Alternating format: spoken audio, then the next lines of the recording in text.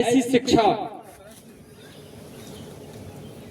शिक्षा स्थान को बनाया जाए जो न केवल शिक्षा देता हो बल्कि वह संस्कार युक्त शिक्षा देने का काम करे। इसलिए यह ग्रामीण स्तर में इस कार्य को करने का जो बीड़ा उठाया है, हम सब उसमें सहभागी बने, ऐसी अपेक्षा भी है। हमारे बीच में जिन अतिथियों का आगमन है, हम सबके बीच में वो सब आ चुके हैं। कुछ ही क्षणों में इस कार्यक्रम का औपचारिक रूप से शुरुआत होने जा रही है। मैं आप सबसे आग्रह करता हूं कि आप सब अपना अपना स्थान ग्रहण करें। उसका प्रकटीकरण हम आज यहां देख रहे हैं। उसी के उपलक्ष्य में आज भूमि पूजन का कार्यक्रम रखा गया। यह विचार जिस संत के मन में आया, वह इसी क्षेत्र के, इसी गांव के और आप सबके बीच के ही रहने वाले, जिनका नाम श्री यशस्वी उपाध्याय है। उन्होंने सोचा कि समाज का अगर विकास करना है तो शिक्षा के माध्यम से ही समाज का विकास हो सकता है। ऐसी सोच रखने वाले श्री यशस्वी उपाध्याय ने इस ग्रामीण इलाके को चुना और सोचा कि परम पूज्य, जिनका सबसे पहले मुझे शायद नाम लेना चाहिए था, हमारे आराध्य कहें तो स्वामी श्री धराचार्य जी महाराज अयोध्या से पधारे हैं। बहुत बहुत अभिनंदन है, वंदन है। दीप प्रज्वलन के साथ प्रारंभ हो। पूज्य स्वामी जी से, दोनों न्यायमूर्तिगण से अनुरोध है, जिला जज साहब से कि आए और दीप प्रज्वलन के साथ कार्यक्रम के शुभारंभ की अनुमति प्रदान करें। आए और दोनों हमारे वरिष्ठ पुलिस अधिकारीगण को निवेदन करता हूं कि वो भी साथ में ज्वाइन करें। पूजा की वेदी पर रखे हुए दीप का प्रज्वलन मान्य विभूतियों द्वारा होने जा रहा है। बड़े ही सौभाग्य के कहते हैं। आइए शांतिकुंज हरिद्वार के तत्वावधान में संपन्न हो रहे इस कार्यक्रम में दीप प्रज्वलन के लिए गायत्री मंत्र बोल रहे हैं।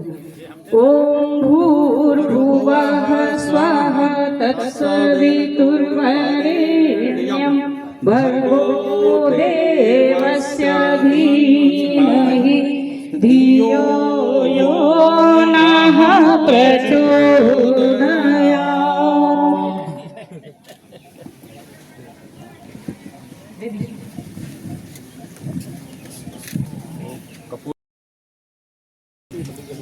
हरि ओम महापावकानः सारस्वते भाजे भृभाजे नेवाति जजन्यं पष्टो धिया वसुः। ओम द्यौः शान्तिरङ्कारच्छगुं शान्तिः पृथिवी शान्तिरापः शान्तिरोषधयः शान्तिः वनस्पतयः शान्तिर्विश्वे देवाः शान्तिः शान्तिरेव। अतिथियों से निवेदन है कि कृपया भूमि पूजन स्थल पर पुष्पमाला भी साथ में अर्पित करते हैं।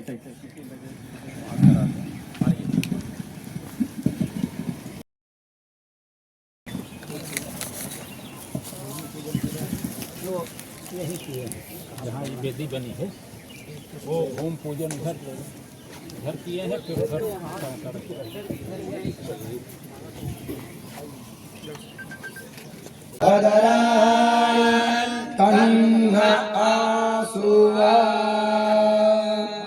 हरि ओम सहस्रासे रेखा पुरुखाः सहस्राक्षाः सहस्रपात भूमिर्गो सर्वादस्प्रदवा या तिष्ठद्वा समङ्गूलं पुरुष एवेदग्गो सर्वान् यद्भूतं यच्च भाव्यं ऊतामृततवस्ये सानो यदन् अन्ये नातिरोहति एतावानस्यामहि मातो जायोश्च पुरुखाः श्रेष्ठते लक्ष्मी सापज्ञा बाहोरात्रि पार्श्वे नक्षत्राणेरो पामस्रवेणौ व्याप्तं इसरान्निखाळ मुम्मैखाळ सुब्बलो कम्मैखाळ। श्री यज्ञनारायण भगवान के।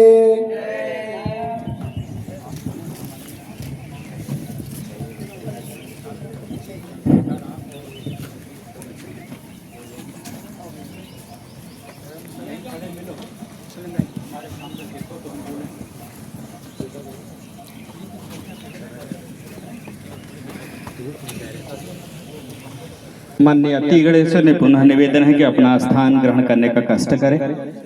माननीय अतिथिगण,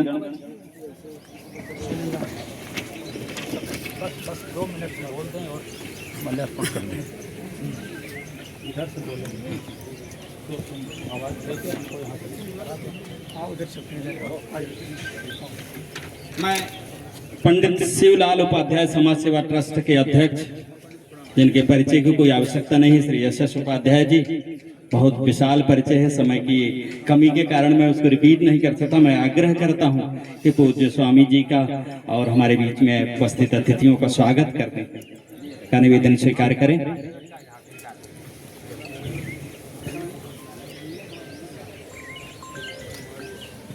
आप पूज्य स्वामी श्री धराधार महाराज जी, आप अप्रतिम विद्वान हैं, कथाव्यास हैं, अयोध्या आपका क्षेत्र है और आपका मार्गदर्शन समय समय पर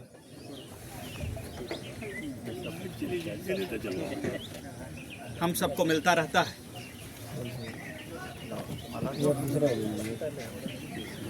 श्री यशस उपाध्याय सर से निवेदन करूंगा कि माननीय न्यायमूर्ति राम मनोहर नारायण मिश्रा जी का स्वागत करें।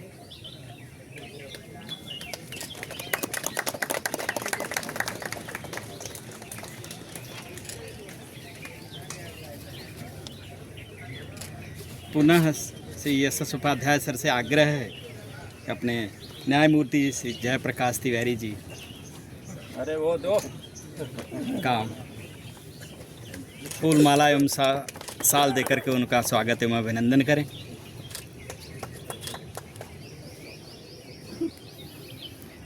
एक गांव का क्षेत्र है, लेकिन इस गांव के क्षेत्र में भी सर ने एक वह काम करने का प्रयास किया है जो सामान्यतया लोग नहीं करते।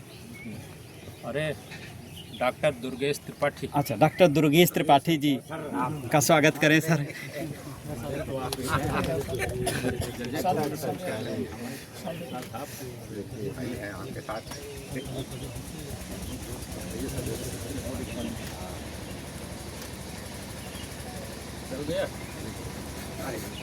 अभी यहाँ कनेक्शन नहीं दिए आ गया। देखिए, माननीय जिला जज प्रतापगढ़ का भी श्री यशस उपाध्याय से स्वागत एवं अभिनंदन करने का कष्ट करें।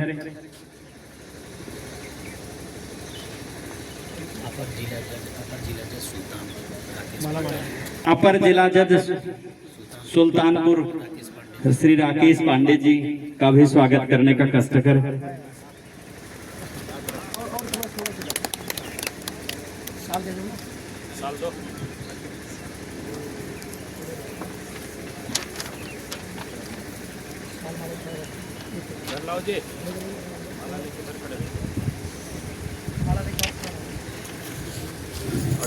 एडिशनल एसपी पश्चिमी एडिशनल एसपी राय साहब का भी स्वागत करें।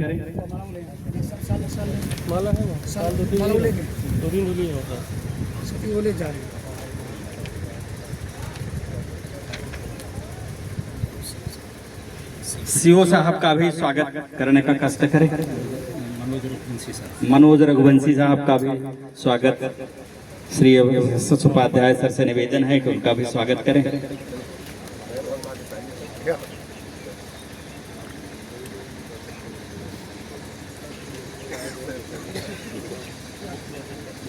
इस गांव की पृष्ठभूमि में जिस जंगल में मंगल करने का एक बीड़ा श्री एस उपाध्याय जी ने उठाया है, निसंदेह इस गांव की आवश्यकता भी मैं हमारी लिखित पुस्तक दोनों पुलिस अधिकारियों को देंगे जाने वाले हैं, ग्लोबल राम। और मैं सर से पुनः आग्रह करता हूं कि आपने तो बहुत सारी किताब लिखी है, लेकिन एक ग्लोबल राम पर एक बहुत ही उत्कृष्ट किताब है, जिसके माध्यम से अब मैंने इस किताब को पढ़ा भी है। इसके माध्यम से उस त्रेता युग का वर्तमान युग से क्या सामंजस्य है इस किताब में भी लिखा हुआ है। राम का शासन व्यवस्था कैसे रही हुई। मैं चाहूंगा रघुवंशी सिंह साहब का भी जो सीईओ हैं इस क्षेत्र के, ग्लोबल राम की पुस्तक दे करके आपका भी स्वागत है, वो अभिनंदन करें। स्वामी जी के हाथों रामचरितमानस की प्रतियां दोनों को मिलेगी। मैं निवेदन करूंगा स्वामी जी से रामचरितमानस की प्रति हमारे सम्मानित जो पुलिस प्रशासन के अधिकारी हैं, एडिशनल एसपी और सीओ साहब को देने का कष्ट करें।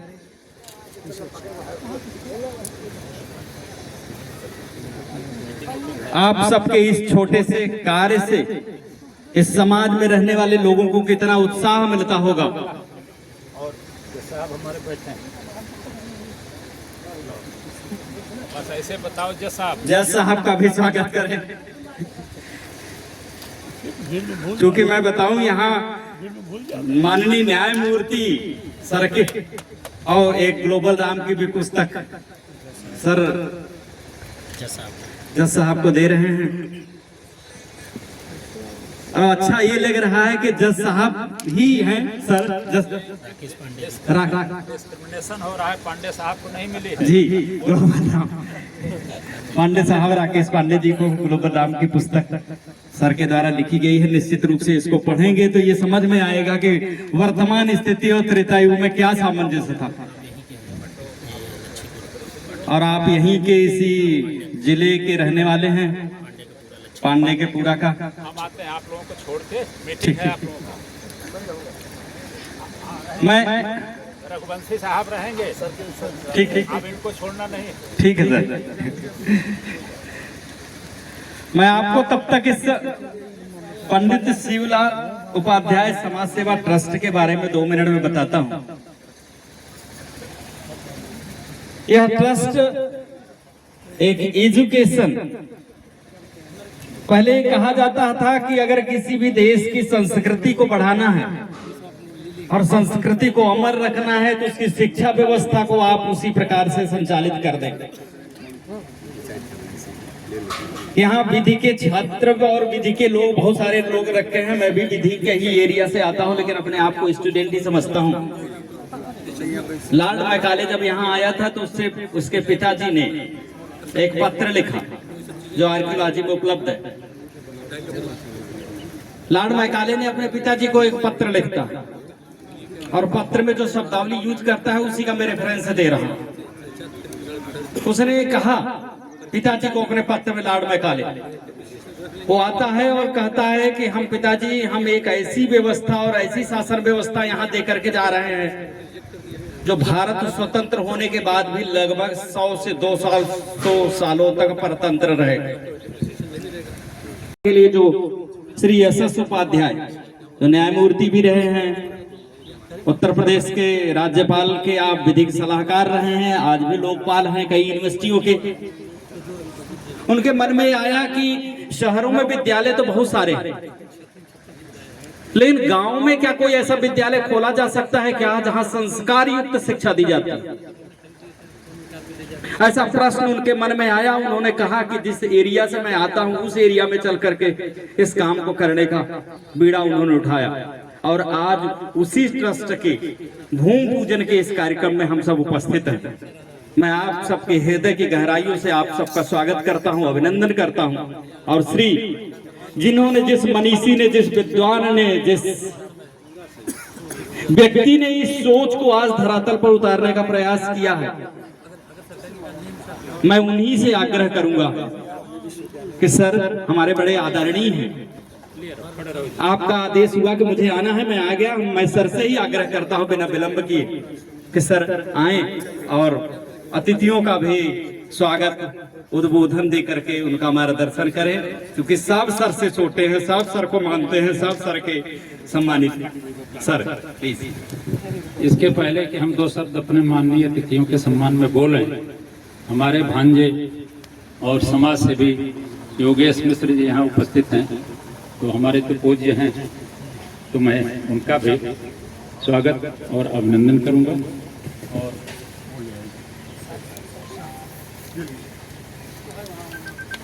सर साल दे करके उनका स्वागत एवं अभिनंदन करें।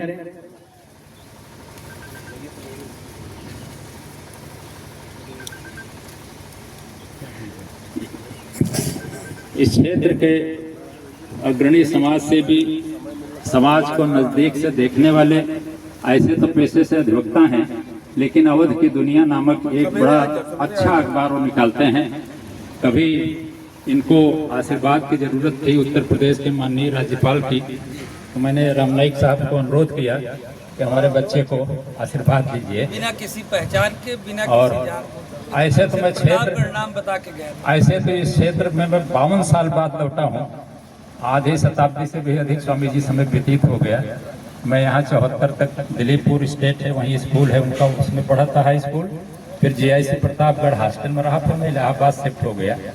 फिर तो कहाँ और कहाँ रहे किसी को नहीं पता। तो हम फिर 52 साल बाद इन्हीं कारणों से आए हैं, उसको भी बताएंगे। तो हम मिश्रा जी का यही पड़ोस का गांव है नदीपार, सिंगठी कहलाता है। इनके पिताजी जमींदार नंबरदार, हमसे बड़े तालुकेदार होते थे। बड़ी प्रतिष्ठा पंडित राजेंद्र मिश्र जी की थी और उन्हीं के सुपुत्र हैं, और इतना सुंदर अखबार निकालते हैं कि कभी पढ़ने को मिले तो। आप यहाँ पर उपस्थित सभी आदरणीय माननीयों का हार्दिक स्वागत और अभिनंदन। आप लोगों को एक बात बताना चाहता हूँ, मैं जब 2012 में अपना हिंदी दैनिक समाचार पत्र सच को सच लिखने का जज्बा जब हमारे दिमाग में आया, जब मैं अपनी बात अधिकारियों के बीच में करता था, नहीं सुनी जाती थी, तो मुझे लगता था कि अपनी बात को कहाँ रखूं। तो आप जैसे अधिकारियों की सलाह से हमने स्वयं हिंदी दैनिक समाचार पत्र जो लखनऊ से प्रकाशित होता है उसका डिक्लेरेशन के लिए दिल्ली में अप्लाई किया, और हमारे पास तमाम हमारे आदरणीय गुरुजी लोग थे, सपा की सरकार थी।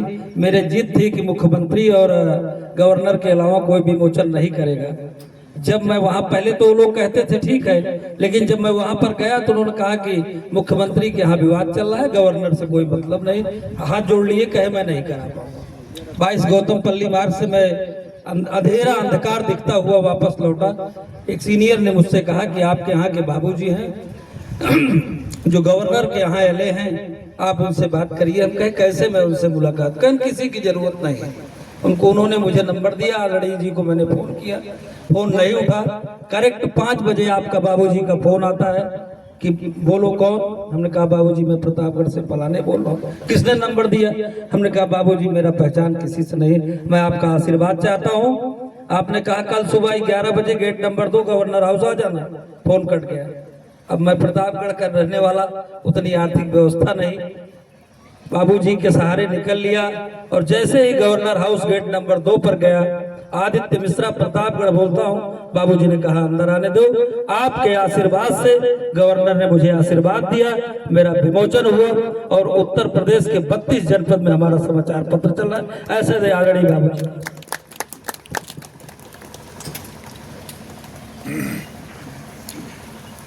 थोड़ा सा कार्यक्रम विलंब हुआ है, आप लोगों से इसके लिए क्षमा याचना करते हुए सभी हमारे सम्मानित अतिथियों के आदर में, सम्मान में 2 शब्द कह के मैं मंच पर हरिद्वार शांति कुंज से संबद्ध लखनऊ से पधारे हुए हमारे विद्वान हैं, और ये जो ऋत्विक कर्म है, शास्त्रीय जो विधा है यज्ञ की, उसमें पारंगत लोग हैं, तो उनको मैं मंच दूंगा, वो भजन और अपने उद्बोधन प्रस्तुत करेंगी।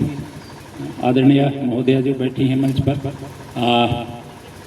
डॉक्टर निष्ठा रस्तोगी के नेतृत्व में हम लोग अभी भजनें सुनेंगे। तो 2 शब्द मैं सम्मान में अपने माननीय अतिथियों के कहूँ कि ये हमारा परम सौभाग्य है कि आज हमारे इस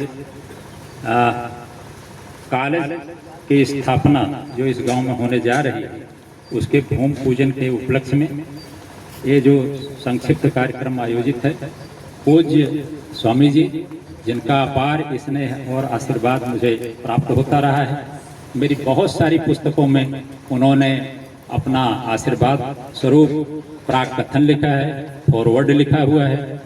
तो मैं स्वामी जी के चरणों में अपना बड़ा विनम्र प्रणाम निवेदित करता हूँ। और इतने प्रातः वो अयोध्या से चले हैं, यहाँ आए हैं, ये उनकी महती कृपा है हमारे ऊपर। स्वामी जी का बहुत बहुत अभिनंदन है, उनके श्री चरणों में मेरा बारंबार प्रणाम निवेदित है। सभी को पता होगा कि वो इतने शांत सौम्य, विवादों से हजारों कोस दूर के वह प्रामाणिक संत हैं जिनमें मेरी अगाध श्रद्धा है। और उनकी कथाएं हमारी जान हमारे सुप्रीम कोर्ट के जज लोग भी सुनते हैं और उत्तर प्रदेश के राजनीतिक नेतृत्व के शीर्ष लोग भी सुनते हैं। फिर भी स्वामी जी में कभी किसी चीज़ का अतिरेक मैंने नहीं देखा है। बार बार स्वामी जी का वंदन अभिनंदन श्री चरणों में प्रणाम करता हूँ। आज के इस अवसर पर हमारे अनुरोध पर इलाहाबाद उच्च न्यायालय की लखनऊ पीठ के माननीय न्यायमूर्ति श्री राम मनोहर नारायण मिश्र जी उपस्थित हैं। बरसों से हम लोग एक दूसरे को जानते हैं। लखनऊ से आना कल 8 बजे 8:30 बजे तक तो शायद हाई कोर्ट में ही थे जब मैंने फ़ोन किया तो वो बहुत अर्ली चले हैं, सुबह चले हैं 7 बजे के आसपास। और ये 3 घंटा 3.5 घंटा से तो कम नहीं लगता। तो इतनी श्रम साथ वो जर्नी करके सफ़र करके यहाँ पधारे हैं। मैं उनको बहुत बहुत प्रणाम करता हूँ, अपना आदर सम्मान निवेदित करता हूँ। इस इलाके को उन्होंने पहली बार देखा होगा। मेरी तो क्या स्थिति रही होगी 60 के दशक में, कैसे यहाँ से निकला होगा। यहाँ के बुजुर्गों का पूरे प्रताप रहा होगा, आशीर्वाद रहा होगा, भगवान की ऐसी योजना रही होगी। नहीं तो ये नदी से घिरा हुआ, जड़ जंगल से घिरा हुआ, कानन और क्या कहते हैं रामचरितमानस में, अरे कानन, यही सब इधर होते थे। लेकिन फिर भी यहाँ से भगवान की कृपा से जो भी जीवन में कर पाए होंगे। तो मैं आदरणीय मिश्र जी का, न्यायमूर्ति जी का बहुत बहुत वंदन अभिनंदन करता हूँ। उन्हीं के साथ और उन्हीं के संबंधी हैं डॉक्टर दुर्गेश त्रिपाठी। रिश्ता कुछ ऐसा है कि मैं वो शब्द नहीं ला रहा हूँ, ये वापर अंग्रेजी में कहना पड़े तो ब्रदर इन लॉ कहना चाहिए, तो अंग्रेजी का ही शब्द प्रयोग कर सकते हैं। वो शिक्षाविद हैं, विद्वान हैं, जो लोग लखनऊ महानगर की शिक्षा व्यवस्था को जानते होंगे, खास करके हायर एजुकेशन सेक्टर को, उच्च शिक्षा के क्षेत्र को लखनऊ में, वो डॉक्टर दुर्गेश त्रिपाठी के नाम से जरूर परिचित होंगे। उनका लॉ कॉलेज है लखनऊ में, डिग्री कॉलेज है, फार्मा कॉलेज है, क्या नहीं है इंजीनियरिंग टेक्नोलॉजी से लेकर के तो तमाम क्षेत्रों में वो लखनऊ में शिक्षा के माध्यम से समाज की सेवा कर रहे हैं। कदाचित ये जो कॉलेज की स्थापना का विचार मेरे चित्त में आया है स्वामी जी, वो उनकी प्रेरणा है। कई बार उन्होंने ढकेला मुझको कि क्यों नहीं करते हो कुछ। तुम कहा मैं वहाँ से भाग आया हूँ एक जमाना पहले, मुझे अब नहीं इच्छा होती कि मैं उधर लौटूं। लेकिन ऐसे डॉक्टर दुर्गेश त्रिपाठी जैसे दूसरे हमारे विद्वान साथियों ने प्रेरित किया, तो जो कुछ करने चल रहा हूँ उसमें उनकी बड़ी भारी प्रेरणा है। वो आए हैं आज यहाँ, प्रथम बार शायद इस इलाके में आए होंगे, तो इसलिए बहुत बहुत उनका वंदन है, अभिनंदन है। और इसी क्रम में मैं कहूँ तो हमारे जनपद न्यायाधीश महोदय श्री राजकमल पांडे जी, ऐसे तो हम लोग पुराने साथी हैं, मुझे वो कहें तो अच्छा लगता है, मुझे नहीं कहना चाहिए कि हम गुरु और शिष्य हैं। तो गुरु शिष्य परंपरा में हमारे बड़े प्रिय हैं वो। न्यायपालिका में तो हम ऐसे ही ये सब काम वर्षों से कर ही रहे हैं। तो पांडे जी पधारे हैं, हम उनका वंदन करते हैं, अभिनंदन करते हैं। अभी 1-2 महीना पहले मेरी माता जी का स्वामी जी यहाँ वो था वार्षिकी कार्यक्रम, बड़ी जाड़ा था, तो मुझे लगा जब साहब को कैसे दौड़ाएं। उस दिन कोर्ट भी थी, तो हम कहा आ जाओगे थोड़ा 10 मिनट, तो मुझको डर नहीं लगेगा इस इलाके में, नहीं इधर आने में मुझे डर लगता है। तो जब साहब तुरंत कहे नहीं हम अपना काम निपटा लेंगे, 5 बजे लौट के हम आ रहे, तो आ गए। तो जब साहब का पांडे जी का बहुत बहुत मैं स्वागत करता हूँ, अभिनंदन करता हूँ। आए हैं, ये उनकी कृपा है। और फिर हमारे बैठे हैं रघुवंशी साहब, और वो हमारे साथी हैं, उनको हम बाद में भी ले लेंगे, तो यहीं पड़ोस के हैं, वो हमारे आयोजक मंडल में हैं पांडे जी। तो रघुवंशी साहब, यहाँ सीओ साहब हैं, पट्टी रानीगंज का भी चार्ज है। हाँ, इस समय उनके पास रानीगंज का भी चार्ज है, तो उनको हल्के में न लीजिए। 2 क्षेत्रों के डिप्टी एसपी हैं, वरिष्ठ हैं और बड़े सम्मानित हैं। मुझको कोई बता रहा था कि बड़ी प्रामाणिकता है उनकी, जो पुलिस ऑफिसर्स में एक होनी चाहिए, स्टिफनेस, अपराइटनेस, उसके लिए वो जाने जाते हैं। उनका वंदन है, अभिनंदन है, यहाँ पधारे हैं। और रघुवंशी साहब का बहुत बहुत स्वागत, बहुत बहुत अभिनंदन। यहाँ जैसा हमने मिश्र जी को तो बताया ही, फिर से कह दूँ कि अवध की दुनिया के बादशाह हैं और अखबार वह चलाते हैं। मैं तो कभी कभी इनका आ जाता है व्हाट्सएप पर, तो पढ़ता हूँ जिले का हालचाल, हमको इनसे मिलती है तो वहाँ क्या चल रहा है। तो आए हैं मिश्र जी, पड़ोसी हैं हम लोगों के, नदी पार सिंठी गांव के, बहुत उनका अभिनंदन है, स्वागत है। हमारे जज साहब पांडे जी, गांव बताइए? लच्छीपुर गांव के हैं, इनको कोई शायद ही जानता होगा, हम लोग क्षेत्र में नहीं जनाना चाहते। बहुत लोग थोड़ा मोड़ा कुछ पा जाते हैं तो शक्ति का दुरुपयोग करते हैं, प्रदर्शन करते हैं, हम लोग इसमें विश्वास ही नहीं करते। हमारे लिए सब बराबर हैं, न कोई, वो एक तो शास्त्रों में कहावत है, पूज्य स्वामी जी कभी सुनाए थे कि व्यवस्था नास्ति संसारे स्वजनस्य परस्य च। इस संसार में अपने और पराये की स्वामी जी कोई व्यवस्था नहीं है।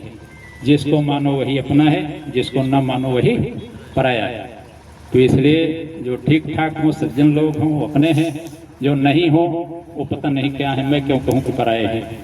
तो इसलिए पांडे जी यहीं लक्ष्मीपुर के हैं और सुल्तानपुर में इस समय हैं। बड़ी ख्याति है उनकी, निर्विवाद, बड़े प्रामाणिक, सम्मानित जज हैं, प्रशंसित हैं विभाग में, न्यायपालिका में आए हैं। उनको मैं बहुत बहुत अपना आशीर्वाद भी दूँ गुरु होने के कारण, और बहुत बहुत सम्मान करता हूं कि हम लोग यही क्षेत्र से कुछ दूर पर हैं। उनका बड़ा अभिनंदन है।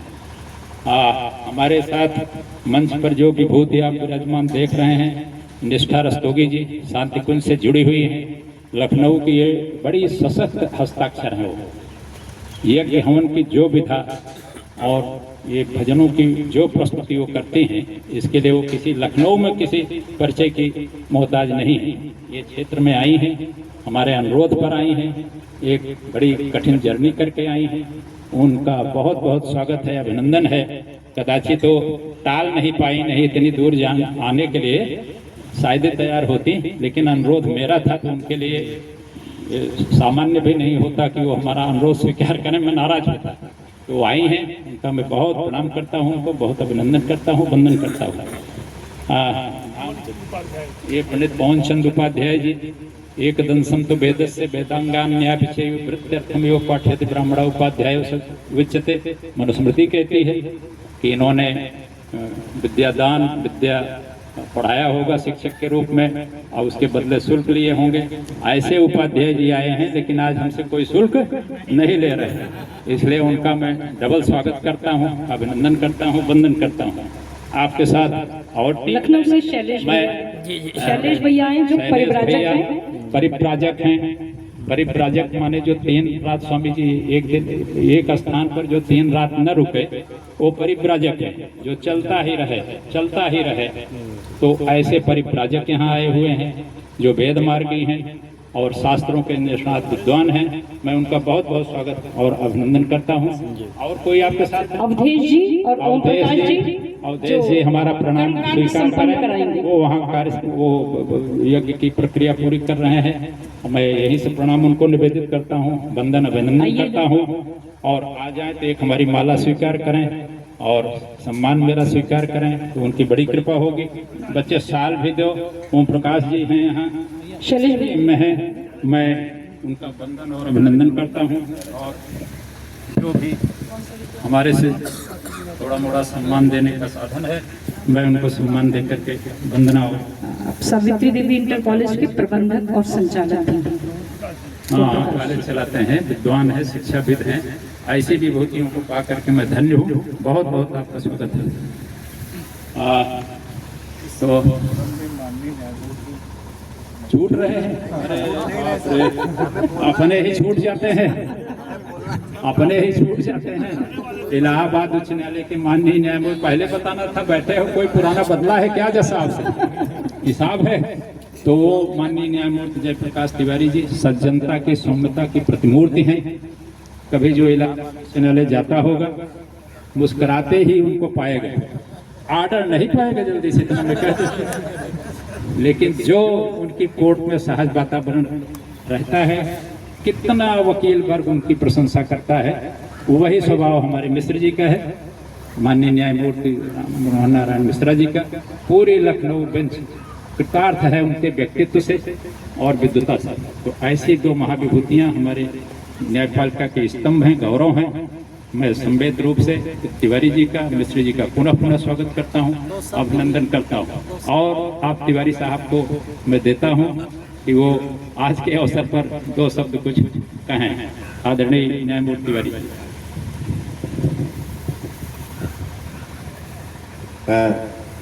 सबसे बड़ी पहली बात, मैं बहुत बोल नहीं पाऊंगा, वक्ता नहीं हूं, लेकिन आज हम ये गर्व से कह सकते हैं कि हम लोगों ने अपने गुरु से सम्मान पाया है। और जैसे शिक्षा के क्षेत्र में गुरु होते हैं, धर्म के क्षेत्र में गुरु होते हैं, उसी प्रकार सर जो हैं इस हमारे न्यायिक सेवा में हम सबके गुरु रहे ही नहीं हैं भी आज भी। और मुझे लगता है कि केवल उत्तर प्रदेश न्यायपालिका में ही नहीं, पूरे भारतवर्ष में इनका एक स्थान है सर का। आज भी बड़े बड़े लोग जब किसी भी विधि के उसमें उलझते हैं तो सर से ही सलाह लेते हैं। और सर का जो कॉन्सेप्ट है किसी भी निर्णय के संबंध में, वो इतना सटीक है कि हम लोग बस 1 मिनट में सर बताते हैं और हम अपने सही निर्णय पहुंच जाते हैं। तो सर से हम लोगों ने, हमें लगता है पूरी हमारी न्यायपालिका ने जो सबसे अहम बात सीखी, वो न्याय का ज्ञान तो पाया ही, विधि का ज्ञान, साथ साथ ईमानदारी और निष्ठा। इन्होंने बराबर हम सबों की ट्रेनिंग में यही सिखाते रहे। कई अवसर मिले, 10 साल हम लोग जाते रहे और सर रिफ्रेशर ट्रेनिंग में हम लोगों को पढ़ाते थे, प्रारंभिक ट्रेनिंग में भी पढ़ाए। और सबसे बड़ी जो गुण इन्होंने आपने दिया हम लोगों को, और उस न्यायिक ईमानदारी और निष्ठा को बनाए रखने का, तो हम अपनी संस्था के लिए बहुत ही ईमानदारी और निष्ठा से आपके ही आशीर्वाद से कार्य करते रहे। और शायद मुझे लगता है कि हम सबके लिए सौभाग्य की बात है कि आज हम लोग आपसे इतना सम्मान पाए हैं। सर की प्रशंसा हम क्या करें, बहुत कम शब्द पड़ेंगे। मैं प्रणाम करता हूं।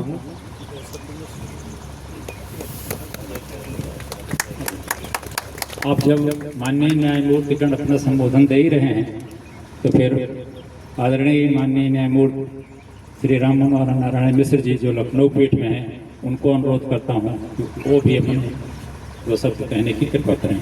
आदरणीय न्यायमूर्ति मिश्र। पूज्य स्वामी जी, हमारे प्रिय बंधु न्यायमूर्ति जयप्रकाश तिवारी जी, हमारे उपस्थित जिला जज प्रतापगढ़, सभी न्यायिक अधिकारीगण, उपस्थित क्षेत्र के सम्मानित गण, विद्वतजन, ज्ञाति परिवार के आए हुए सम्मानित गण, मान्यवर पुलिस के अधिकारीगण, आज हमारे लिए बड़े सौभाग्य की बात है कि इस आदरणीय CSS उपाध्याय साहब के द्वारा प्रारंभ किए जा रहे विश्वविद्यालय के भूमि पूजन के इस पूर्ण अवसर पर हम लोग उपस्थित हुए हैं। श्री उपाध्याय जी स्वभाव से शिक्षक हैं, वैसे तो न्यायाधीश रहे हैं, न्यायाधीश हैं भी। न्यायाधीश कभी कभी सेवानिवृत्त नहीं होता है, क्योंकि उसकी मनोवृत्ति न्यायाधीश की हो जाती है, वन से जज आदमी जज। लेकिन अंतरतम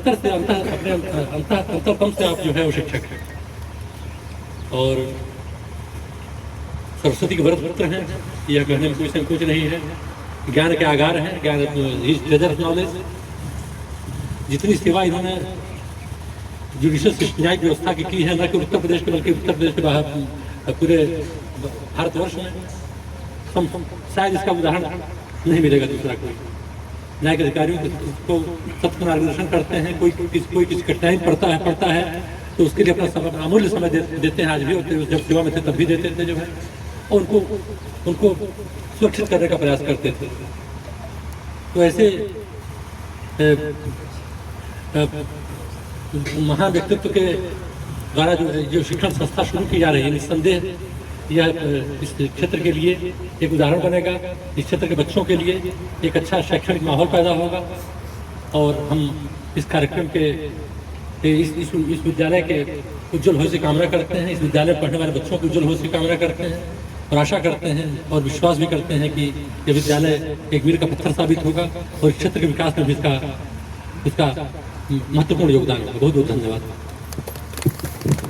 धन्यवाद आदरणीय मिश्र जी। हमारे क्षेत्र के लोग बैठे हैं, मैं 2 शब्द उनके सम्मान में बोल के तब आगे कार्यक्रम बढ़ाऊं। अच्छा, पूज्य स्वामी जी को मैं फिर क्षमा याचना करूं। हम सोच रहे थे कि वो मुख्य अतिथि हैं तो बाद में बुलवाऊंगा, लेकिन पूज्य स्वामी जी का आशीर्वाद पहले मिल रहा है, और खुशी की बात है। पूज्य स्वामी। यस्मिन् विन्यस्य भारं विजयिनि जगतां जंगमस्थावराणाम्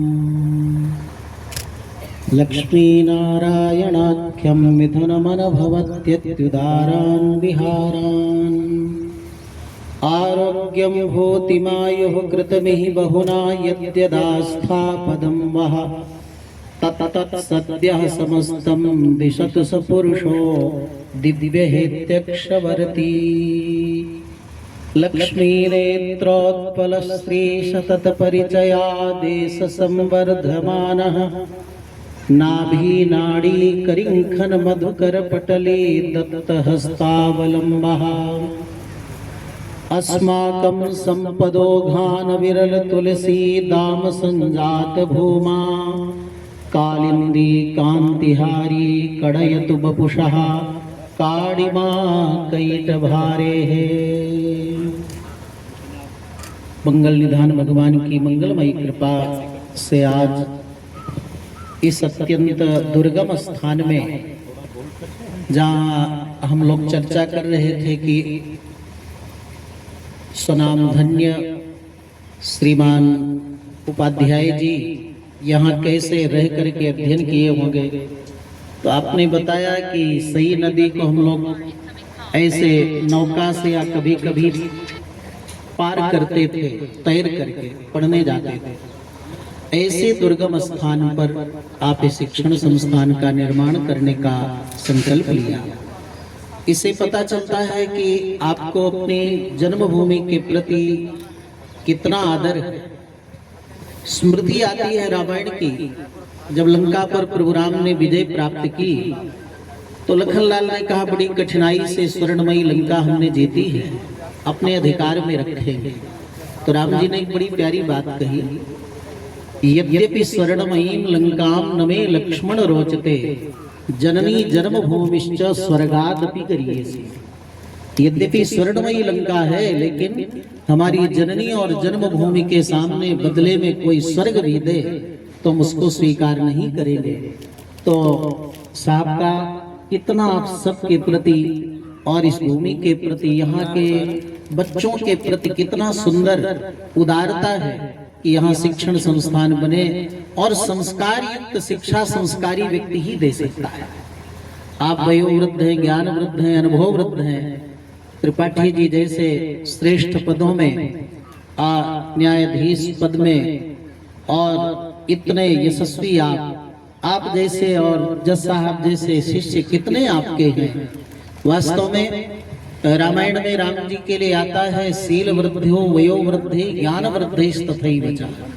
शील वृद्ध माने सदाचारी, ज्ञान वृद्ध और वयो वृद्ध। अगर महापुरुष कोई आते तो प्रभु श्री राम संध्योपासन करते, भोजन करते, या कोई आपस में बैठकर मंत्रणा करते तो छोड़ करके उनका संग जरूर करते थे। तो ये सब व्यक्तित्व है। अमानी मानदो मान्य लोक स्वामी त्रिलोक दृक्, वरिष्ठ होते हुए भी कितना सबका आदर सम्मान आपने किया, और साथ ही साथ ये शिक्षा संस्थान अपने उच्च स्तर को प्राप्त हो, और साथ ही साथ हमारे मिश्र जी न्यायाधीश महानुभाव, आप भी कितना सुंदर आपके बारे में, हमारे त्रिपाठी जी कितने शिक्षण संस्थाओं के आप अध्यक्ष हैं, संचालक हैं, संस्थापक हैं, और सबका कितना लगाव है आप सबका। आपके इसी लगाव से, प्रेम से, हम भी मध्य प्रदेश में थे, आदिवासी क्षेत्र में, और वहां से चल करके यहाँ आए। पुस्तक के क्रम में कई बार आपसे वार्तालाप होती थी, बिना प्रमाण के आपने एक शब्द उसमें नहीं लिखा। क्या न्याय विभाग में, क्या धर्म विभाग में आपका समान अधिकार है। आप सब प्रायः जानते होंगे कि एक शास्त्रार्थ परंपरा आपने प्रारंभ की थी, श्रृंखला कई बार हुई, बड़े बड़े श्रेष्ठ विद्वान उसमें भाग लिए, और बड़ा आनंद आया। हमें भी उसमें निर्णायक पद पर आप रखे थे, और कुलपति महोदय भी कई थे, और उसमें बहुत अच्छा अनुभव मिला युवा पीढ़ी के लिए। कई अधिकारी लोग भी उसमें सम्मिलित हुए। इतना आनंद तो और इतना अनुभव तो हमें जब स्वर्ण पदक प्राप्त हुआ पूरे देश में प्रथम स्थान आने पर व्याकरण शास्त्र में, तब भी इतने विद्वान वहां नहीं थे।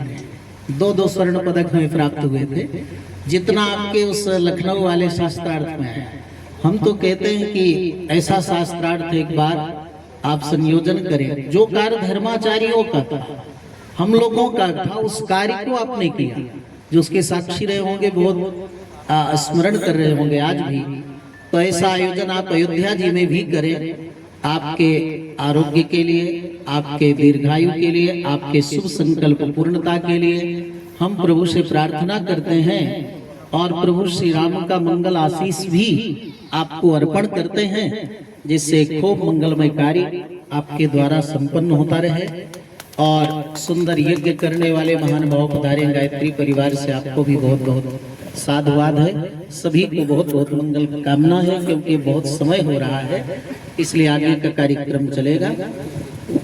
यस्मिन् विन्यस्य भारं विजयिनी जगतां जंगमस्थावराणां लक्ष्मीनारायणाख्यं मिथुनमनभवत्यत्युदारान् विहारान् आरोग्यं होतिमायुः कृतमिहि बहुना यद्यदास्थापदं वः तत्तत् सद्यः समस्तं दिशतु स पुरुषो दिव्यहेत्यक्षवरती। मंगलमस्तु, शुभमस्तु, कल्याणमस्तु।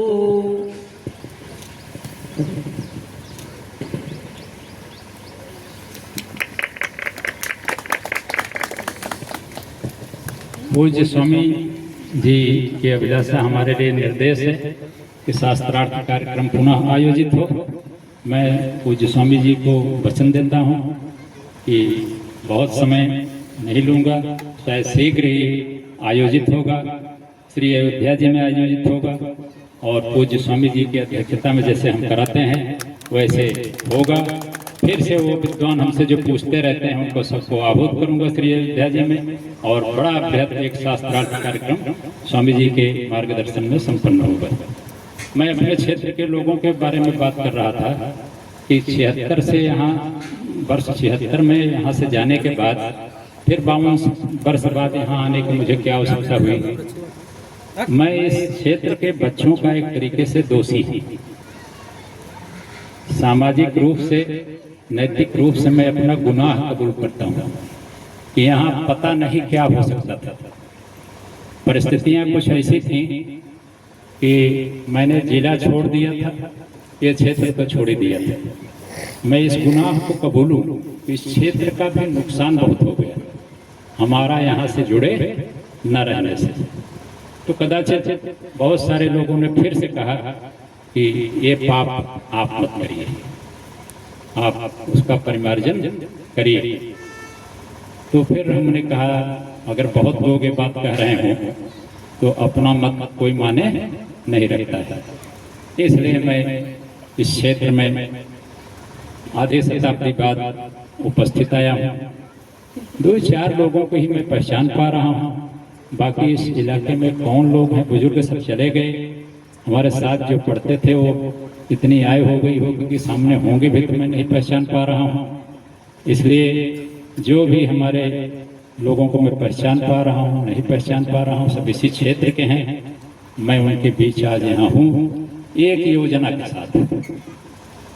एक मैं आधुनिक ज्ञान विज्ञान को प्रमोट करने वाला एक शिक्षण संस्थान यहाँ एजुकेशनल इंस्टीट्यूशन देना चाहता हूँ। क्यों इसकी आवश्यकता क्या थी? क्या सरकारी शिक्षण संस्थाएं नहीं हैं क्या? कुछ और लोगों ने अपने प्रयासों से यहाँ किया हुआ है ये काम, लेकिन जो हमको पता चलता रहा और जो मैं दुनिया भर में देखता हूँ, हम तो हायर एजुकेशन सेक्टर के आदमी हैं, विश्वविद्यालयों के सारे जितने डिग्री कॉलेज हैं प्रदेश के, इनके तरह तरह के विवाद हम वर्षों तक डिसाइड करते रहे। राजभवन में काम ही यही होता है। सरकार और संविधान और विधायिका के इतर जो काम होता है वो पूज्य स्वामी जी वो उच्च शिक्षा से जुड़ा बहुत काम है राजभवन में, और सब विवादित है, ला कानून के दायरे में उसका निर्णय करना होता है। तो खैर है वो काम अलग है। मैं इस अभिलाषा के साथ इधर आया कि हमारे क्षेत्र के बच्चे, कारण क्या है कि वो सार्वजनिक जीवन में हमको दिखते नहीं। यही हम थोड़ी दूर चले जाएं, बादशाहपुर के आसपास माधोपट्टी एक गांव है जौनपुर जिले में, हर घर में क्लास 1 अफसर है, IAS है, IPS है, जज है, ये है वो है। और जौनपुर में अंदर जाइए तो डॉक्टरों की भरमार है, इंजीनियरों की भरमार है। हमारा जनपद समृद्ध है शिक्षकों में, वकीलों में। इसी बीच ओम प्रकाश त्रिपाठी साहब आए हुए हैं, मैं उनका अभिनंदन कर लूं। तब जो है समाज सेवी हैं, बड़े सम्मान प्राप्त तिवारी जी आ जाइए। अरे फिर भी बड़े हैं, नहीं आज हम स्वागत करेंगे। और आप आए हुए हैं, राजनीतिक दल से भी जुड़े हैं, मैं किसी दल का नाम तो नहीं लूंगा, वो बताएं तो बताएं, लेकिन बड़े नम्र विनम्र, इतनी नम्रता विनम्रता के साथ भी वो राजनीति में सफल हैं, आदरणीय हैं, सम्माननीय हैं। और यही दलकरनाथ के उस तरफ त्रिपाठी जी गांव कौन हुआ? गहरी चक गांव है दीवानगंज के पास, वहाँ के रहने वाले हैं, बीच में आए हैं, तो उनको मैं स्वागत अभिनंदन करता हूँ। तो ये एक विद्यालय की कल्पना के साथ में आज यहाँ उपस्थित हूँ। क्यों कि हमारे बच्चों में क्या टैलेंट का अभाव है, प्रतिभा का अभाव है क्या, जो सार्वजनिक जीवन में उच्च पदों पर हमको बैठे नहीं देखते? तो ये बात मुझको कहीं कचोटती है कि ऐसा तो नहीं है, मैं तो यहीं से निकला हूँ। तो अगर ये अवसर मिले बच्चों को, अगर हम तमाम मुश्किलों के बाद भी जीवन में जहाँ गए तो दूसरे बच्चे तो जा ही सकते हैं। तो कहीं ऐसा तो नहीं है कि मैं दोषी हूँ, मुझे जो सामर्थ्य में है हमारे हम वो नहीं कर रहे हैं, हमारी पहुंच में जो चीज़ें हैं हम वो बच्चों को इस क्षेत्र को नहीं दे पा रहे हैं। तो मैं भाई कहीं न कहीं उस अपराध बोझ से ग्रस्त था, इसलिए आप लोगों से क्षमा याचना करूं। इस क्षेत्र के बच्चे हमको आने वाले समय में जीवन के सम्मानित पदों पर बैठे दिखें, तो इससे बड़ी खुशी की बात मेरे लिए कुछ नहीं होगी। लेकिन ये तभी संभव है जब उनको प्रारंभ से वह शिक्षा मिले जो आज के कॉम्पिटिटिव युग की प्रतिस्पर्धा है, प्रतियोगिता है, और ये प्रतियोगिता गला काट है।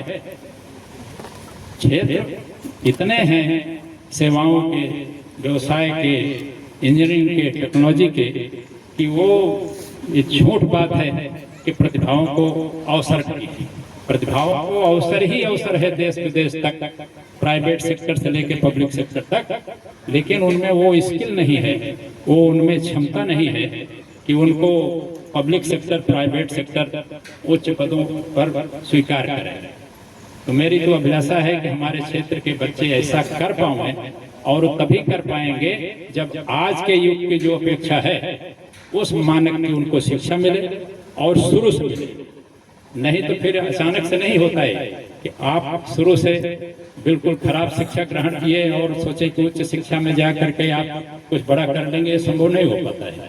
बच्चों का एक जो होता है मानसिक स्तर, मानस का निर्माण, उनकी मेंटलिटी उस दिशा में जाए कि वो क्रिएटिव जीनियस बने, माने रचनात्मक कार्य कर सकें, वो जीवन जगत के महत्व को समझें, संसार भर में क्या हलचल है उसको जानें, इस अमूल्य जीवन में क्या उनको करना चाहिए।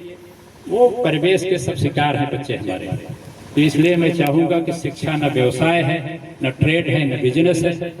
ये दुर्भाग्य है कि शिक्षा को लोग व्यवसाय बना करके चला रहे हैं, वो एक तरीके से गरीब अभिभावकों का, गार्जियन का बच्चों का शोषण है। और इसके बावजूद भी वो बच्चे जीवन में कुछ कर नहीं पा रहे हैं। मेरी कल्पना है कि हम जो विद्यालय यहाँ देने जा रहे हैं उसका नामकरण क्या हो, वो हम आप लोगों से जो सुझाव आएंगे सबको विचार करके कोई नाम देंगे उस शिक्षण संस्था को। एक प्राइमरी से लेके इंटरमीडिएट तक की होगी। कौन सा बोर्ड होगा, उत्तर प्रदेश बोर्ड होगा कि CBSE होगा कि वो दूसरा बोर्ड जो है सेंट्रल ICSE, इनमें से कौन सा बोर्ड होगा, उस पर विचार के बाद एक बड़ी अच्छी शिक्षण संस्था हम देना चाहते हैं। कुछ लोगों ने हमारे प्रयास किया है, नदी पार तिवारी जी लोगों ने, मैं उनको साथ बात दूं, पता नहीं ये लोगों ने बुलाया है उनको कि नहीं, मैं पहचानता भी नहीं, वो कोई कॉलेज का क्या नाम है उनका, तो हाँ डाल्टन पब्लिक स्कूल। मैं उनको उनकी अनुपस्थिति में उनको साथ बात देता हूँ कि इस पूरे क्षेत्र के लिए उन्होंने एक बड़ा अमूल्य काम किया। तो हम उनको भी अपना प्रेरक मानते हैं कि ऐसे लोग अगर आए हैं जो सीधे शिक्षा जगत से नहीं जुड़े हुए थे, तो मैं तो सीधे शिक्षा जगत से जुड़ा था। सारी यूनिवर्सिटी, सारे डिग्री कॉलेज, इंजीनियरिंग कॉलेज है, वो कॉलेज सब आज भी वो कहीं न कहीं लोकपाल हैं, तो लोकपाल की हैसियत से आज भी मैं इस विवादों पर निस्तारण करता हूँ। तो ये जो स्थिति है, इस क्षेत्र के लोग वो कई कारणों से पिछड़ गए, इसलिए भी पिछड़ गए कि यहाँ न कोई अधिकारी आता था, न कोई कुछ करता था। यहाँ से पलायन बहुत हुआ, बम्बई, दिल्ली और कहाँ यहाँ के लोग गए रोजी रोटी की खोज। जब कुछ नहीं था तो बम्बई का रास्ता तो था ही। मेरे भी सामने शायद 50 साल पहले विकल्प रहा होगा कि मैं भी बम्बई चला जाऊँ, भगवान की प्रेरणा रही हो गया, नहीं गए, जहाँ जाना था वहाँ गए। तो हम चाहते हैं बम्बई जाने वाले तो बम्बई जाते रहें, हमको कोई समस्या उन्होंने नहीं दी। लेकिन कुछ बच्चे सार्वजनिक जीवन में आए, तो इस कल्पना के साथ एक कॉलेज की स्थापना प्राइमरी से लेकर कॉलेज तक जो होने चल रहा है, बिल्कुल आधुनिक शिक्षा प्रणाली, आधुनिक जो पाठ्यक्रम है, जिसको पढ़ने के बाद और जिस तरीके से उनको पढ़ाया जाना चाहिए, जो सिखाया जाना चाहिए, उनके व्यक्तित्व का विकास, और केवल पाठ्यक्रम पूरा न हो, साथ ही साथ उनमें बुद्धिमत्ता, भले बुरे की समझ विकसित हो। और जिसको अंग्रेजी में कहते हैं रीजन, लॉजिक एंड इंक्वायरी, ये अगर क्षमता नहीं विकसित हो रही बच्चों में, तो केवल सर्टिफिकेट ले लेना, हाई स्कूल, इंटरमीडिएट, उसका कोई वैल्यू नहीं रह जाती। उन बच्चों को कहीं कोई ऑब्जर्व नहीं करता, अपने यहाँ स्थान नहीं देता है। तो हमारे बच्चे तेजस्वी बने, भगवान की दी हुई उनमें प्रतिभा है, लेकिन उनको अवसर उस स्तर का नहीं मिल रहा है जिसके वो पात्र हैं। इसकी पूर्ति का हम प्रयास करने चल रहे हैं।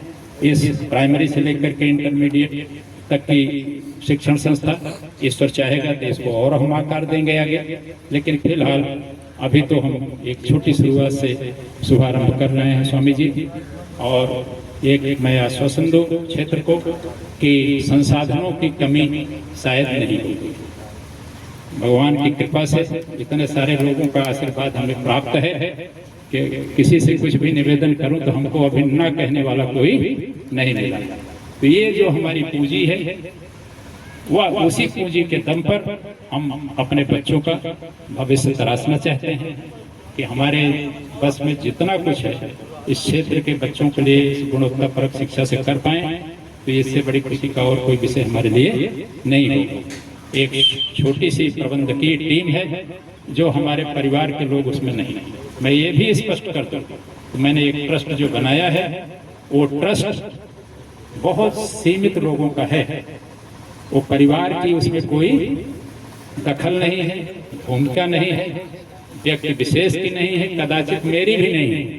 ये शिक्षण संस्था ट्रस्ट के माध्यम से मैं प्रथम तो इस क्षेत्र के बच्चों को सौंपता हूँ और उनके माता पिता अभिभावकों को सौंपता हूँ। कोई उसमें सहयोग कर पाए, वो तो कहते हैं तन मन धन से सहयोग, तो धन से अपेक्षा करना मेरी कुछ ज्यादा अपेक्षा होगी। इसलिए मैं स्पष्ट कर दूं कि क्षेत्र के लोग अगर धन से सहयोग ना भी करेंगे तो हमारे लिए वंदनीय कोई समस्या नहीं है।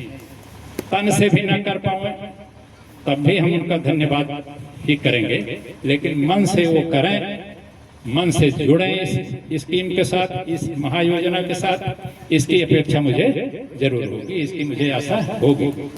मैं बताऊं कि इसी क्षेत्र के एक मुस्लिम भाई ने अभी कुछ दिन पहले मुझको किसी से कहलाया, पता चला कि कुछ कॉलेज वॉलेज यहाँ ला रहे हैं, तो उन्होंने कहलवाया कि वो जज साहब को कह दीजिए कि उसमें एक कमरा हम बनवाएंगे। मैंने किसी से नहीं कहा। मुझे बड़ा सुखद आश्चर्य हुआ कि जिन लोगों से मैं मिला भी नहीं हूँ, मैंने निवेदन भी नहीं किया, इसका मतलब क्षेत्र में बड़े दिल वाले लोग हैं।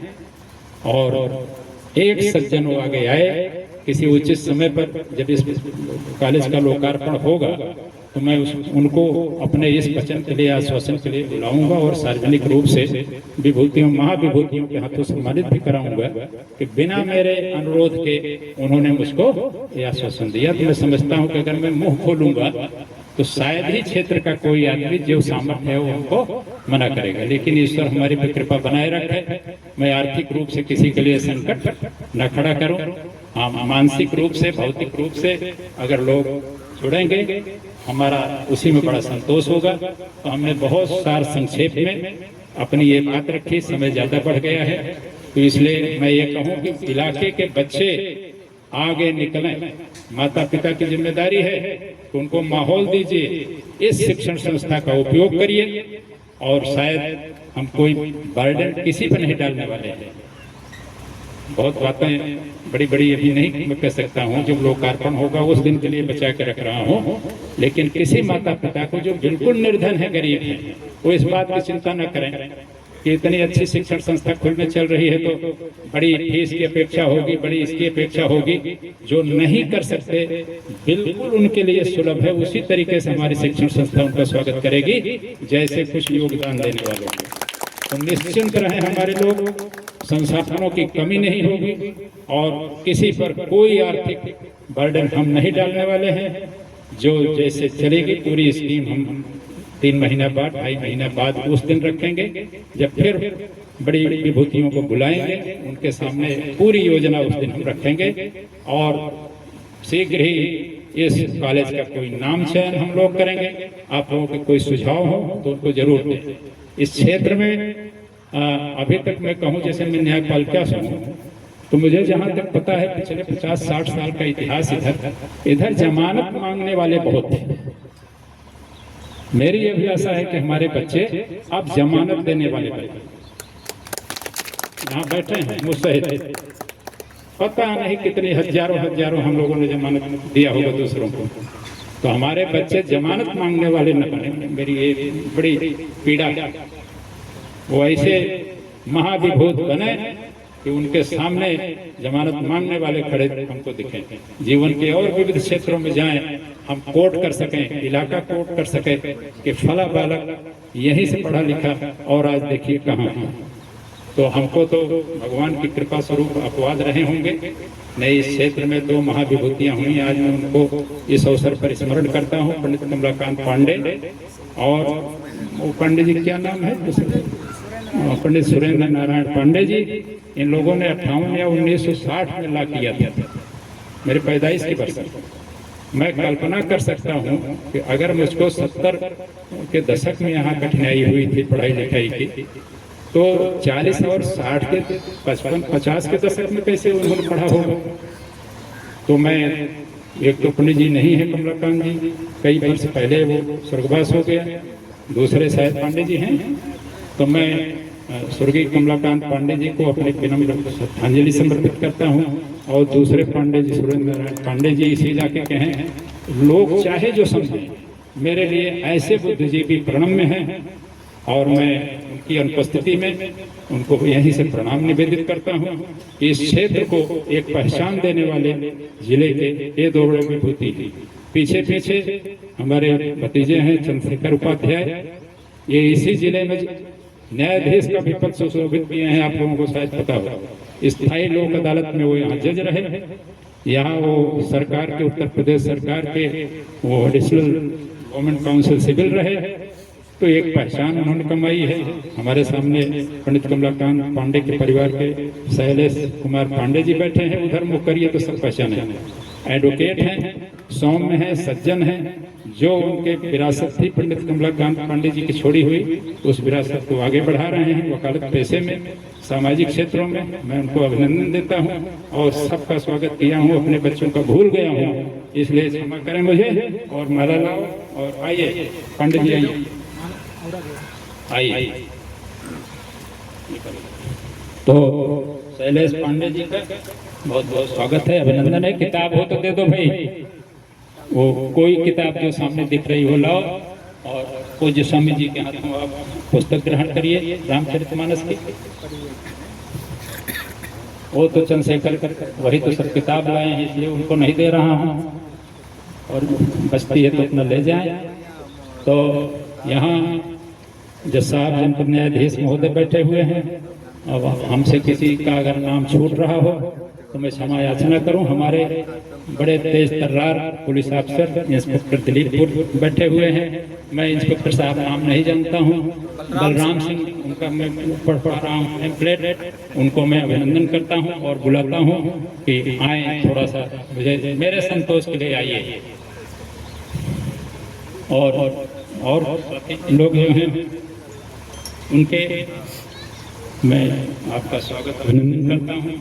और जो कुछ थोड़ा मोड़ा मैं निवेदन कर पा रहा हूँ, ये को पुस्तक दो हमारी, वो अगर ग्लोबल राम रची हो तो इंस्पेक्टर साहब के को भी दो।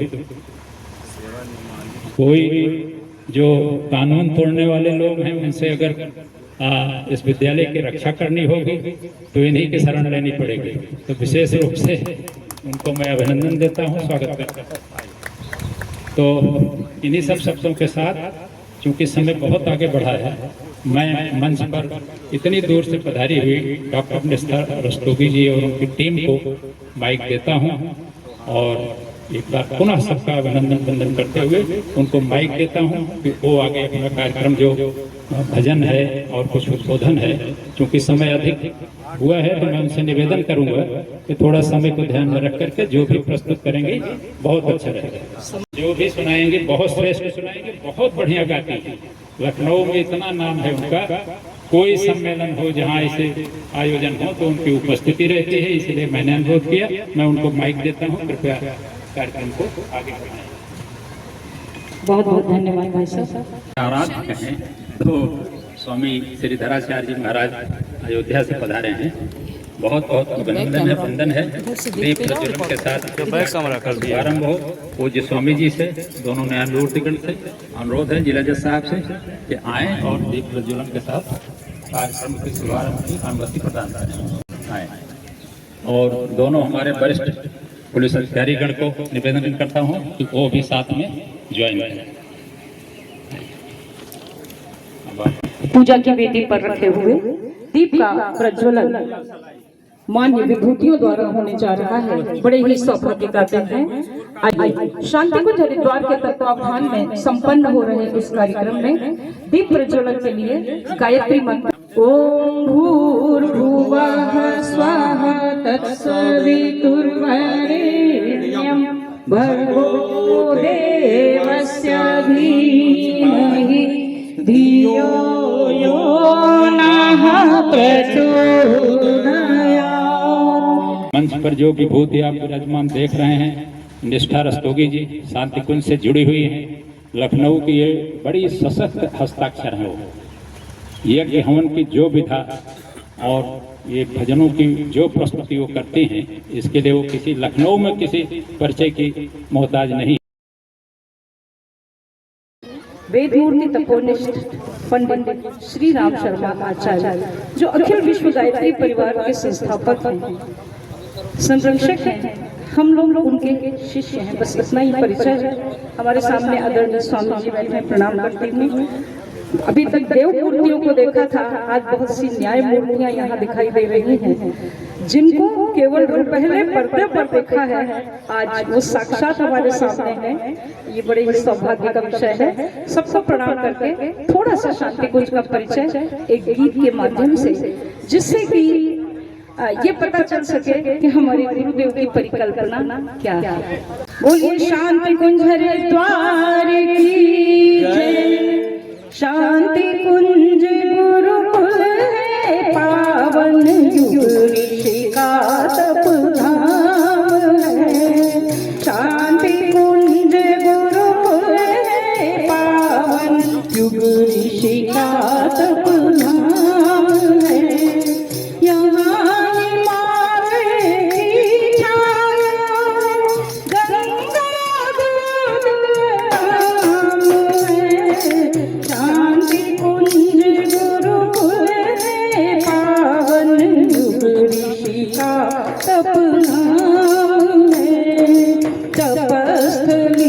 सप्त ऋषियों की है वातावरण दिव्य इसका, युग का विश्वामित्र यही है सारा विश्वामित्र जिसका। युग वशिष्ठ के ज्ञान यज्ञ की लपट यहाँ विराम है। शांति कुंज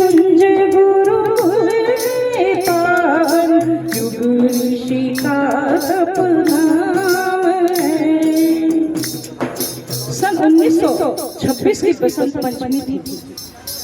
बेदपुर के तपोनिष्ठ पंडित श्री राम शर्मा आचार्य उनके प्रथम गुरु थे पंडित महामना मदन मोहन मालवीय जी। मालवीय जी ने उन्हें दीक्षा दी थी गायत्री मंत्र की और नियमित गायत्री मंत्र जपने का उपदेश दिया था। 1926 के बसंत पंचमी को गुरुदेव अपनी पूजा की कोठरी में जप कर रहे थे और उसी समय अचानक उनके दीप की लौ प्रचंड हो गई और उसमें से हिमालय के ऋषि स्वामी सर्वेश्वरानंद जी प्रकट हुए। उन्होंने बताया कि तुम्हें इस धरती पर युग निर्माण योजना की स्थापना करनी है और दुनिया के लोगों से अपनी बात मनवानी है। तुम्हें बहुत सारे अपने शिष्य बनाने हैं जो इस धर्म तंत्र का प्रचार करेंगे। इसके लिए तुम्हें गायत्री के 24 महापुरुष चरण करने होंगे। इन महापुरुष चरणों में तुम्हें 24 वर्षों तक गाय के गोबर से निकले जौ की रोटी खानी होगी। 24 वर्षों तक शक्कर और नमक का सेवन नहीं करना होगा। इन 24 वर्षों तक प्रतिदिन 60 से 65 मालाएं सूर्योदय से पूर्व जप लेनी होंगी। जिस दीप में मैंने तुम्हें दर्शन दिए हैं, इस दीप को गौ घृत से अखंड रखना होगा और हिमालय यात्राएं करनी होंगी। 15 वर्षीय उस किशोर में देवमंच उधर लगा हुआ है तो गुरुदेव माता जी की फोटो वहां पर है। तो 15 वर्षीय उस किशोर ने जब इंद्रियों का वेग अपने चरम पर होता है तब अपने जीवन को गुरु के आदेश के अनुसार ढाल लिया। रात को गाय को एक सेर जौ खिलाए जाते थे। सुबह उसके गोबर से निकले हुए पाव भर जौ धोया जाता, सुखाया जाता, उसकी रोटी और 24 वर्षों तक बिना नमक और शक्कर खाए परम पूज्य गुरुदेव ने जो तप किया उसकी शक्तियां बांट दी हम लोगों को और आप लोगों को। तो आइए सुनते हैं आगे कि यही दीप शांति कुंज में अखंड जल रहा है 1926 से और उसकी चल रही है इस समय जन्म शताब्दी। दीप अखंड यहाँ जलता है, किरण फूटती दर्शन से उकसा करती है बाती साधक प्राण की। कोटि कोटि गायत्री जप से पीठ यह धाम है। शांति कुंज गुरुकुल है पावन युग ऋषि का तप नाम है। शांति कुंज गुरुकुल है पावन युग ऋषि का तप नाम है। प्राय लोग समझते हैं कि गायत्री परिवार हवन और दीप यज्ञ मात्र कराता है, नहीं। शांति कुंज से 7 क्रांतियां चल रही हैं। साधना अर्थात आस्तिकता संवर्धन। आज आस्था संकट का दौर है। लोग चारवाक के दर्शन को फॉलो करते हैं। क्या कहते हैं कि यावत जीवेत सुखेन जीवेत ऋण कृत्वा घृतं पीबेत भस्मीभूतस्य देहस्य कुतः पुनरागमनम्। किंतु ईश्वर से जुड़ना और उसे सर्वव्यापी मानकर जीवन में उतारना, यह सिखाया परम पूज्य गुरुदेव ने। और उन्होंने नर नारी के मध्य के भेद को मिटाया। हिंदुत्व के लिए सबसे बड़ा खतरा था जातिवाद, उसे समाप्त किया। नहीं पता है शांति कुंज में कि आप जो रोटी खा रहे हैं, रोटी सब्जी दाल चावल खा रहे हैं, उसे किस जाति के नर नारी ने बनाया है, और आपके बगल में बैठा किस जाति का व्यक्ति भोजन कर रहा है, और जो आपको परोस रहा है वो किस जाति का है। नर नारी का ऊंच नीच का जाति धर्म का भेद नहीं, सब ही एक समान यहाँ है, राग द्वेष अब शेष नहीं। कंधे से कंधे मिल करते महाकाल का काम है। शांति कुंज गुरुकुल में पावन युग ऋषि का तप नाम है। शांति कुंज गुरुकुल में पावन युग ऋषि का तप नाम है। बोलिए शांति कुंज हरिद्वार की जय। आइए कलश पूजन से कार्यक्रम को आगे बढ़ाते हैं। जो कार्यक्रम न्यूनतम 3.5 घंटे में होता है, उसे बहुत संक्षिप्त करना है। तो संक्षिप्तीकरण के साथ इस कार्यक्रम को आगे बढ़ाते हैं। गुरुदेव का निर्देश है कि देश काल परिस्थिति के अनुसार हम परिवर्तन कर सकते हैं। मुख्य यजमान कलश पूजन के लिए देव मंच पर पधारे। हाथ में जल गंध अक्षत पुष्प और मिष्ठान्न ले ले। यह कलश जिसके जल में सभी देव शक्तियों का आवाहन होता है, इसी कलश का पूजन प्रतिनिधि के रूप में कर रहे हैं, और हम सब इसमें अपने भावनाओं का समावेश कर। ओम तत्वायामि ब्रह्मणा वन्दमानः तदा शास्ते यजमानो हविर्भिः अहिर्मानो वरुणेन बोधिरुषध्वं समान आयुः प्रमोषि। ओम मनोज्योतिर्जुषतामाज्यस्य बृहस्पतिर्यज्ञमिमं तनोत्तरिष्टं यज्ञं समिमं दधातु। विश्वे देवास इह मादयन्तामो प्रतिष्ठ। ओम वरुणाय नमः। आवाहयामि स्थापयामि ध्यायामि ततो नमस्कारं करोमि। गन्धाष्टं पुष्पाणि धूपं दीपं नैवेद्यं समर्पयामि। ओम कलशस्थ देवताभ्यो नमः। देवावाहनम। देवावाहन के क्रम में वेद मूर्ति तपोनिष्ठ की फोटो रखी हुई है मंच पर। माता जी की फोटो रखी है, गायत्री माता की फोटो रखी है। तो सर्वप्रथम गुरु पूजन। तो गुरुदेव जो शांति कुंज हरिद्वार के संस्थापक गुरुदेव के अलावा जिसके अपने जो भी गुरुदेव हैं, उनका अपने अपने हृदय में आवाहन करें, स्मरण करें। गुरु सबके पूज्य होते हैं। ओम गुरुर्ब्रह्मा गुरुर्विष्णु गुरुरेव महेश्वरः गुरुरेव परब्रह्म तस्मै श्री गुरवे नमः। माँ गायत्री का पूजन जो सद्बुद्धि को देने वाली है। ओम आयातु वरदे देवी त्र्यक्षरे ब्रह्मवादिनी गायत्री छंदसा मातः ब्रह्मयोनि नमोस्तुते। गणेश भगवान का पूजन हृदय में ध्यान करें। मुख्य यजमान हाथ में पुष्प अक्षत लेकर अपना स्थान ग्रहण कर लें। देवा वाहन के पश्चात सभी पुष्प अक्षत मंच पर समर्पित कर देंगे। ओम अभीप्सितार्थ सिद्ध्यर्थम पूजितो यशुरासुरे सर्वविघ्नहरस्तस्मै गणाधिपतये नमः। गणेश भगवान की जय। गजानन कर दो बेड़ा पार, आज हम तुम्हें मनाते हैं। गजानन कर दो बेड़ा पार, आज हम तुम्हें मनाते हैं। तुम्हें मनाते हैं गजानन, तुम्हें मनाते हैं।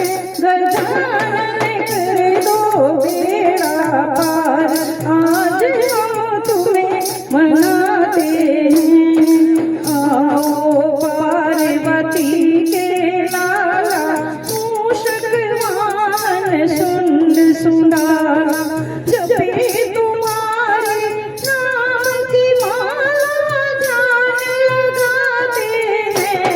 गजानन कर दो बेड़ा पार, आज हम तुम्हें मनाते हैं। हमारे सभी कार्य निर्विघ्न संपन्न हो, विद्यालय का यह कार्य निर्विघ्न संपन्न हो, ऐसी प्रार्थना गणेश भगवान से माँ गौरी का आवाहन कि सर्वत्र मंगल करें। सर्वमंगल कंठ बसो कल्याण, कल्याणी मेरे कंठ बसो कल्याणी। मेरे स्वरों को अपना स्वर दो, मेरे स्वरों को अपना स्वर दो। गाँव में तेरी वाणी, मेरे कंठ बसो कल्याण, कल्याणी मेरे कंठ बसो कल्याणी। जीवन का संगीत तुम्ही हो, आशाओं का गीत तुम्ही हो। शब्द सुधा से दान भर दो, शब्द सुधा से दान भर दो। ज्ञान देवी महारानी, मेरे कंठ बसो कल्याण, कल्याणी मेरे कंठ बसो कल्याण। माता सरस्वती की जय हो।